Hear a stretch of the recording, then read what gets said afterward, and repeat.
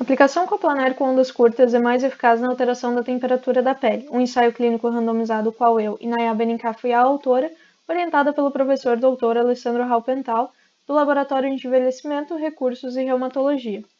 Calor é a energia térmica em transferência de um objeto para o outro. O uso do calor como recurso terapêutico é definido como termoterapia.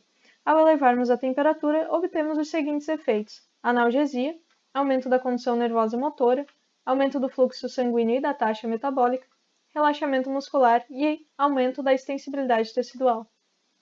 Um dos recursos utilizados para o aquecimento superficial e profundo é o de atermia por ondas curtas, que gera uma corrente eletromagnética não ionizante de alta frequência em ondas curtas.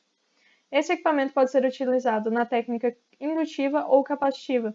A principal diferença entre ambas é que na técnica capacitiva o paciente faz parte do circuito elétrico.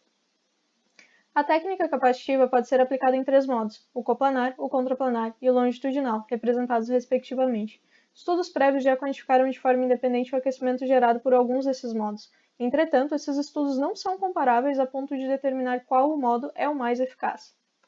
Portanto, o objetivo deste estudo foi determinar qual modo de aplicação da técnica capacitiva do diatermia por ondas curtas é mais eficaz na alteração da temperatura da pele. Foi um ensaio clínico randomizado cruzado. Os indivíduos foram alocados de forma randomizada por um pesquisador independente em 3 grupos, os quais variavam a ordem de aplicação dos modos, sendo que todos os indivíduos receberam todas as aplicações.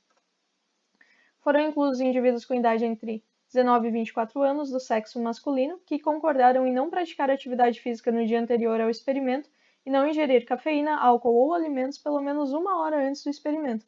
Seriam excluídos indivíduos com acometimento circulatório, lesão na coxa esquerda nos últimos 3 meses, presença de marca-passo, metal ou fixadores externos e tabagistas.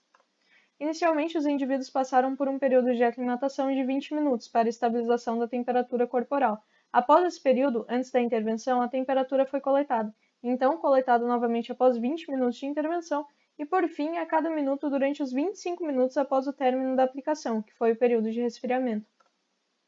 O equipamento utilizado foi o Diatermed 2, com frequência de 27,12 MHz e potência de 180 watts. A aplicação foi no modo contínuo e a intensidade foi segundo a sensação de aquecimento relatada como agradável para cada indivíduo. A temperatura foi mensurada em 2 pontos. Primeiro, abaixo do eletrodo, que foi no centro da região abaixo do eletrodo proximal, e segundo, no centro da coxa, que foi a 6 cm da borda do eletrodo proximal.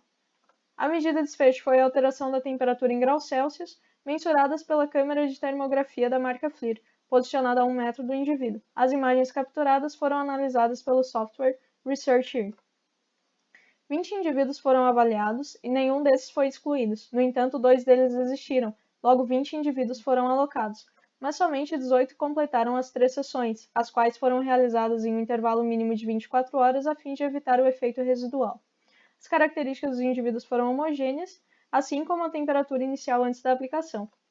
No centro da coxa, o modo coplanar gerou maior aquecimento tecidual, além de manter a temperatura mais elevada durante os 25 minutos após a intervenção.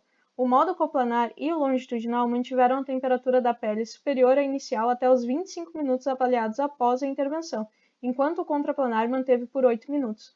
Abaixo do eletrodo, todos os modos mantiveram a temperatura superior à inicial no decorrer da análise, porém, o modo coplanar alcançou maior aquecimento. O modo contraplanar e longitudinal não elevaram a temperatura o suficiente para alcançar efeitos terapêuticos. Portanto, o modo coplanar foi mais eficaz que o longitudinal, que por sua vez foi mais eficaz que o contraplanar.